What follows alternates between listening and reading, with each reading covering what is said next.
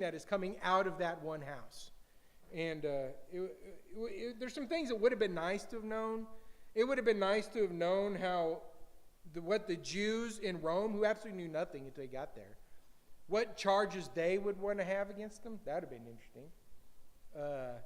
We don't know because Luke quickly put all that off. But there's a lot of things there that would have been interesting to know. And what Caesar thought about all this. How come we don't know what Caesar thought about all this? Well, we already talked about Luke had embedded spies in the government back there, but he didn't have embedded spies in Rome. This is a whole different world from where they came from. So Luke doesn't have his spies, so he don't know what's going on in the Roman government anymore. And so we lose a lot of that kind of information. But what we're left with is seeing the example of Paul's courage and faith in Christ to always preach him regardless of the consequences. He had the chance to live at peace with all men and said, no, I'm going to preach Christ before that. And so I think that's an interesting example. I hope the study of Acts was beneficial to you. I hope it gave you a lot of encouragement and strength. Next week, we're actually starting a new quarter. In the summer quarter, we're going to be looking at the book of Exodus. So, Exodus. Be prepared to do a lot of Moses study. So, it'll be good. Also, on Wednesday nights, we'll have our last Wednesday night class this week. And then we start a new class, and we're going to be examining the life of Elijah. Life of Elijah, all during the summer course. So, a lot of good Old Testament studies that we're going to be doing in the next this summer quarter. It'll be great for us. All right, let's say prayer, and we'll go into worship. Father in heaven, we thank you for this study through the book of Acts. It is such a faith builder to see what Paul did and his example of just such strength. Help us to have that kind of strength like Paul did. Help us to be willing to preach Jesus no matter what it comes our way.